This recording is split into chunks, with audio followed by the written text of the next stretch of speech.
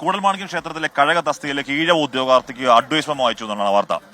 അതായത് ജാതി വിവേചനം നേരിട്ടതിനെ തുടർന്ന് BA ബാലു രാജിവെച്ച ഒഴിവിലേക്കാണ് പുതിയ നിയമനം.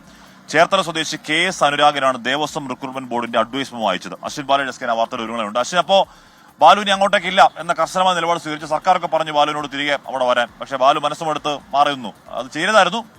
അപ്പൊ ബാലുവിന് പകരം ആള് വരികയാണല്ലേ?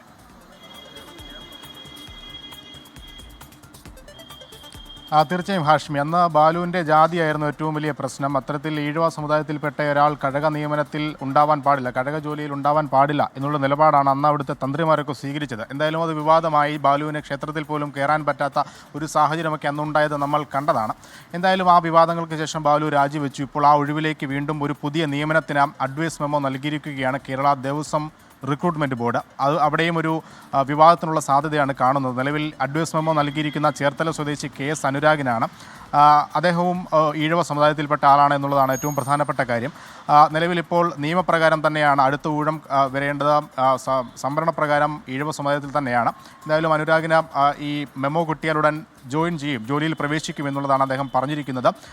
എന്താണ് മുന്നോട്ടുള്ള ഇതിലെ വിവാദങ്ങൾ, എങ്ങനെ മുന്നോട്ട് പോകും എന്നുള്ളതൊക്കെ ശ്രദ്ധേയമായി കാണേണ്ടതാണ്. എന്തായാലും തന്ത്രിമാർ എന്ത് നിലപാട് സ്വീകരിക്കും എന്നുള്ളതൊക്കെ ഈ സമകാലിക സംഭവങ്ങളൊക്കെ വെച്ച് നോക്കുമ്പോൾ അത് നമുക്ക് ഊഹിക്കാൻ കഴിയാത്തതുമാണ്. എന്തായാലും വീണ്ടും ഒരു നിയമനം അതൊരു വിവാദത്തിലേക്ക് പോകുമോ എന്നുള്ളതാണ് കാത്തിരുന്ന് കാണേണ്ടത്. ഹാഷ്മി.